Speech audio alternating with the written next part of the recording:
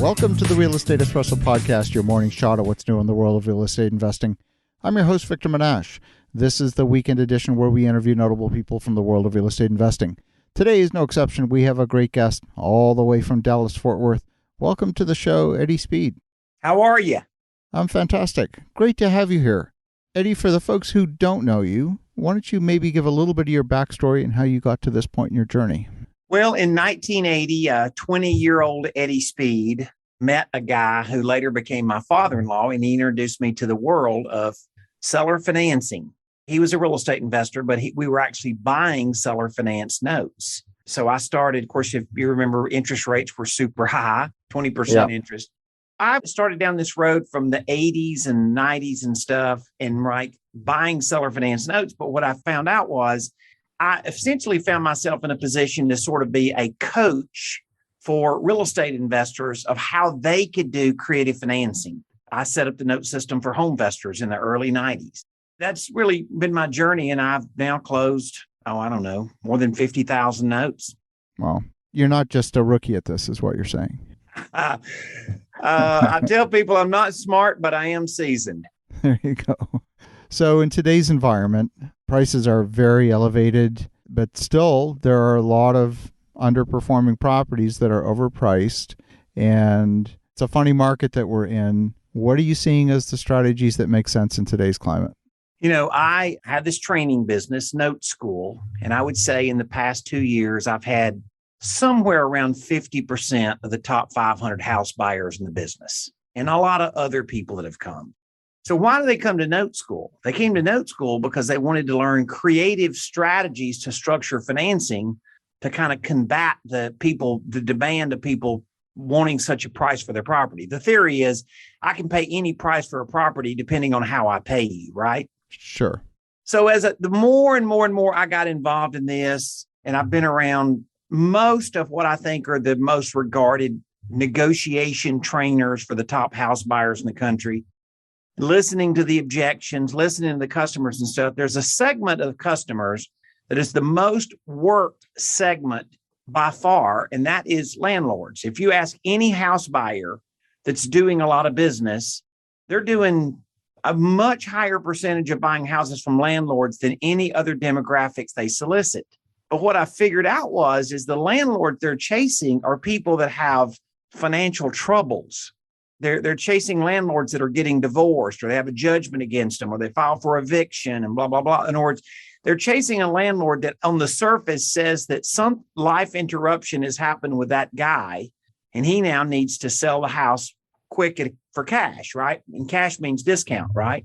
And what I realized was I could show people how to chase a completely opposite side of the market. What is the guy that doesn't want to sell because he doesn't want the money? He wants to sell because he's sick of managing the rental, which, small time investors dominate the rental property market. 1 to 4 family, 72% of the people that own the rentals, or 72% of the rentals, that's almost 17 million properties, are owned by people that own 5 houses or less in their individual name. It's not a hedge fund or a sophisticated investor like you. It's a hobbyist landlord, and they've been clobbered by the virus.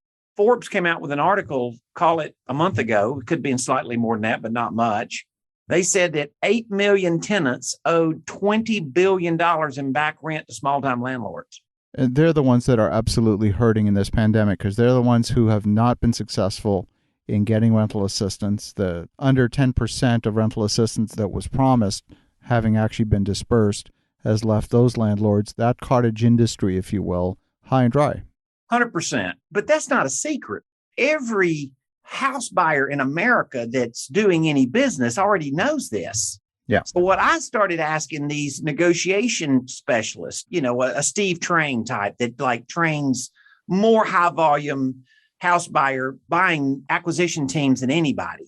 I'm like, Steve, where's the market missed? And he said, well, the market's missed when the people don't need the money. They have a stress factor, but actually they don't want the money. What they don't want to do is get the money because they don't want to pay taxes. Well, it's exactly right. In today's environment, even though they're struggling, they're negative cash flow, and they're probably tired landlord and all the rest, if they were to sell today, they're still going to make a hefty capital gain.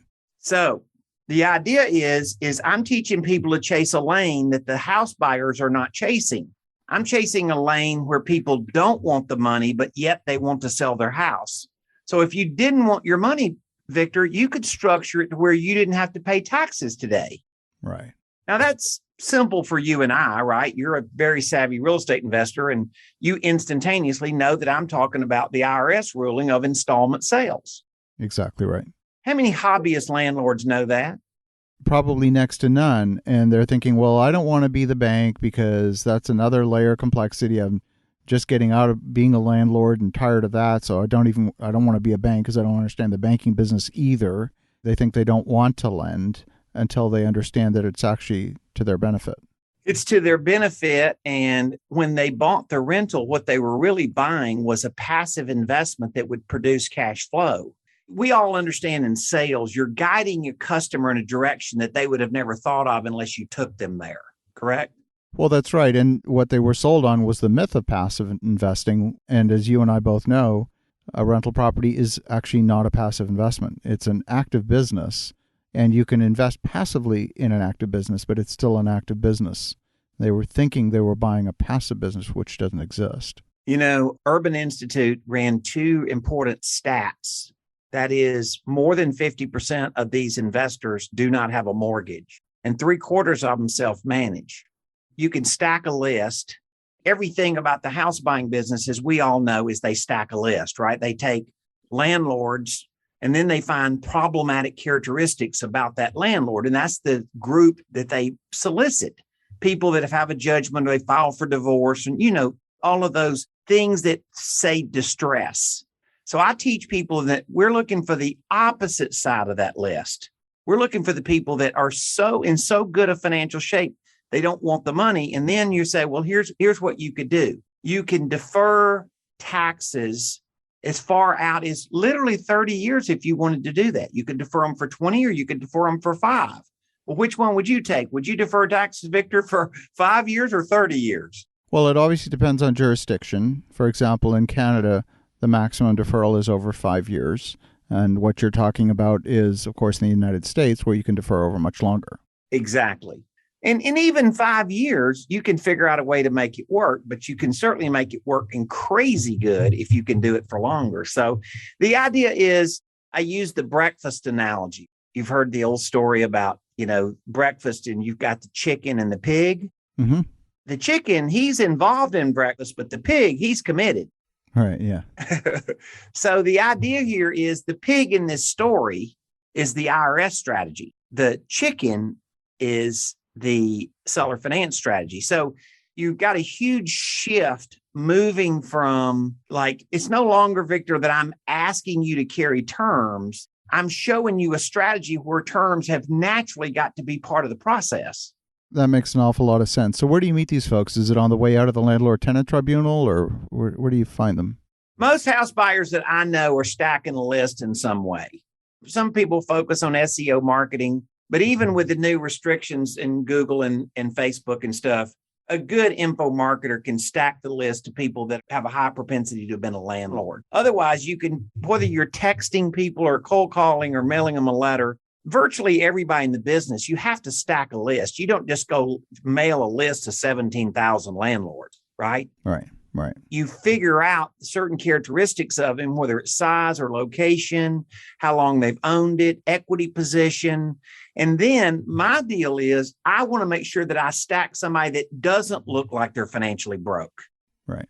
Which is the opposite of what everybody else is chasing.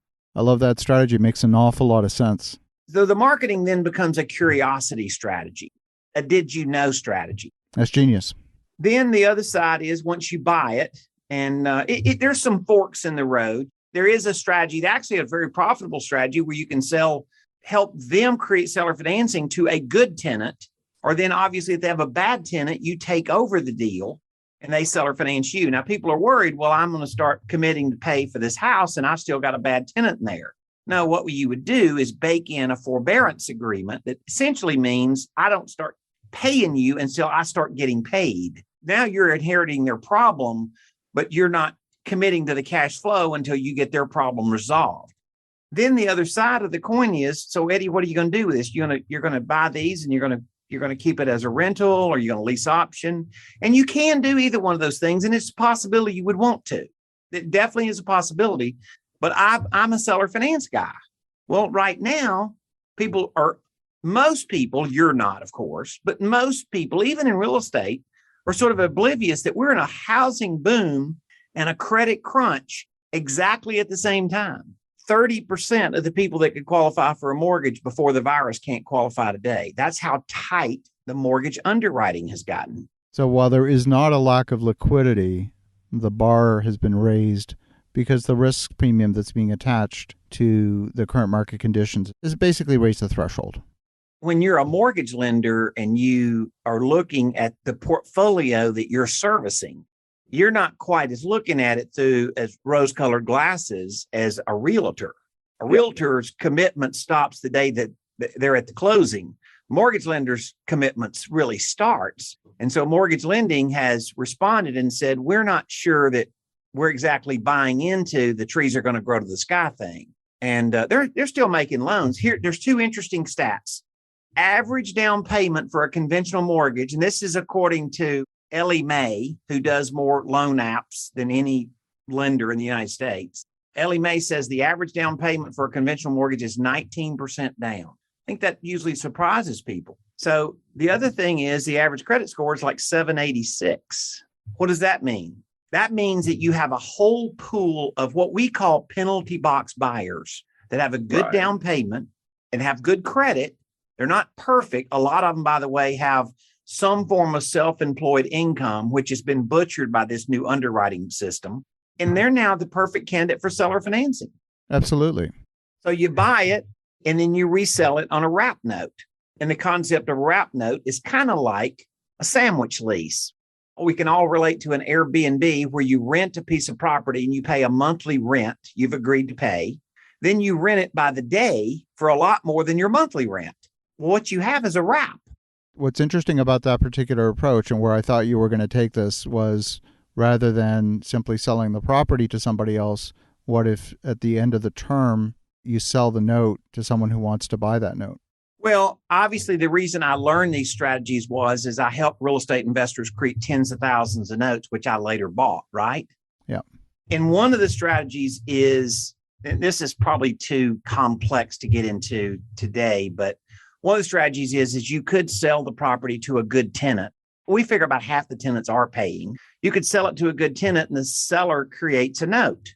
And you could even earn a fairly decent interest rate and stuff. And then you could turn around and buy part of that note, probably the first quarter, first half of the note, which is the most taxable part of the note because you're collecting interest.